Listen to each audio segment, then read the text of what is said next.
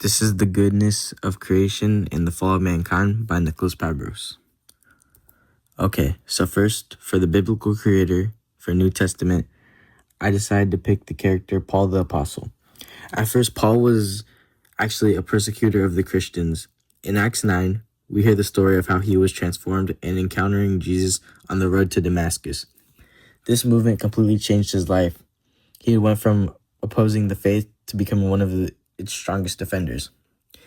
After his conversion, Paul dedicated his life to spreading Christianity. He traveled across the Roman Empire, preaching, teaching, and encouraging new believers. He also wrote many letters to different Christian communities. These writings make up a large part of the New Testament and continue to guide the church today. Paul also played a key role in building up the church communities. In 1 Corinthians 3:10, he describes himself as a skilled master builder, laying a foundation for others to build upon. His mission was clear, not just strengthen the faith where it already existed, but to bring the message of Christ to new places. As he says in Romans 15:20, his ambition was to preach the gospel, not where Christ has already been named. Paul's story remains to us as one that is God's beyond his research. His life shows the power of transformation and the importance of sharing faith with others. Creativity as a wellness practice. For number 1, what is the notable argument provided by the author? The notable argument that creativity is just not about making art, but about living more fulfilling. It is a practice that helps us grow mentally, emotionally, and spiritually. Creativity can be found in everyday activities, not only in professional work. The main idea is that creativity is essential for overall wellness. Number 2, emotional and physical benefits.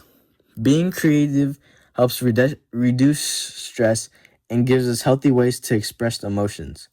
It can bring joy, peace, and stronger sense of purpose. Physically and creatively can relax the body and even improve brain function. It makes people feel better and balanced and healthier overall.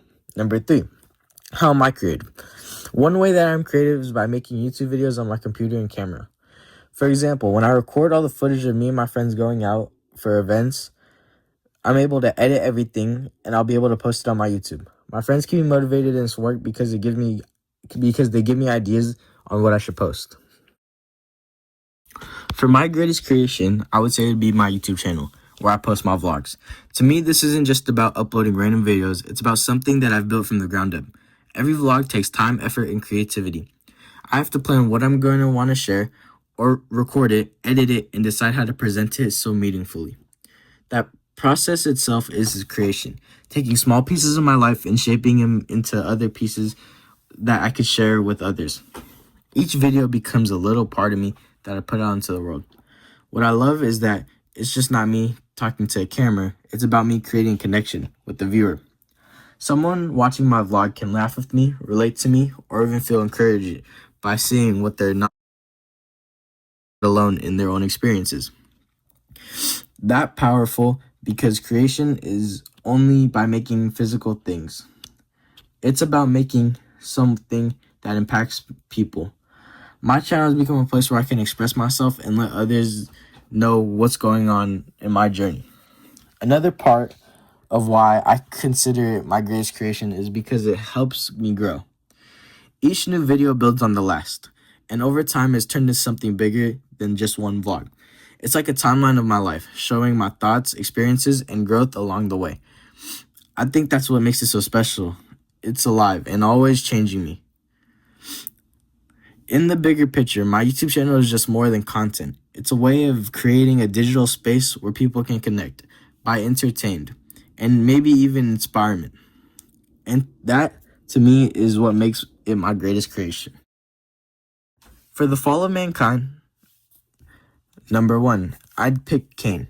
Out of jealousy, Cain killed his own brother Abel, showing him how sin destroys family.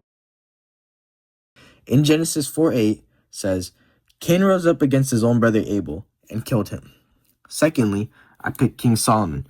Even though he was blessed with wisdom, his many foreign wives led him to worship idols, turning his heart away from God.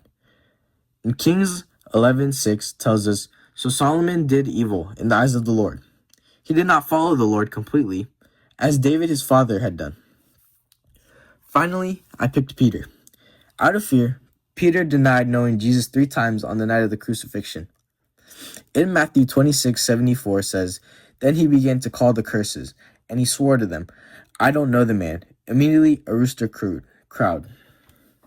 Each of these stories reminds us how pride, fear, and jealousy can pull us away from God, but also God continues to call us back to Him.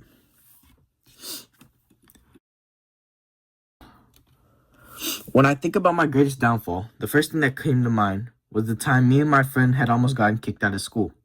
It was one of the hardest and scariest moments that I've ever faced, and it made me realize how serious the consequences of my actions can be. At the time, it might not seem like a big deal, but the choices I had made led to the accident nearly costing my place in school. I remember getting called out, having to see the face of teachers and administration, and feeling that weight knowing that I could lose everything that I had worked for to get into the school. That moment felt like the lowest point for me. The consequences were tough, facing a future Saturday detention and feeling closely watched at school. But honestly, the hardest part was not the punishment itself. It was the disappointment that I had seen in my mom when I had first told her about it. It had made me realize that my actions don't just affect me, but they also affect the people around me. My parents, my teachers, even my friends.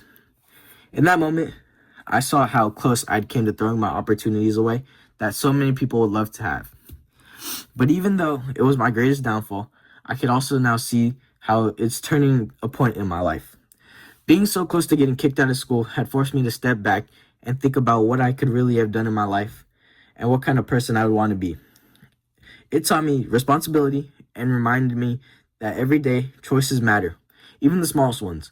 I learned that falling doesn't have to mean the end. It can also mean a chance to get back up, do better, and move forward with more wisdom. Today, as a failure, a lesson that pushed me to grow, and I know that I don't want to go back down that road again. What could have been the biggest loss in my life instead became one of the biggest reminders to stay focused, stay disciplined, and not always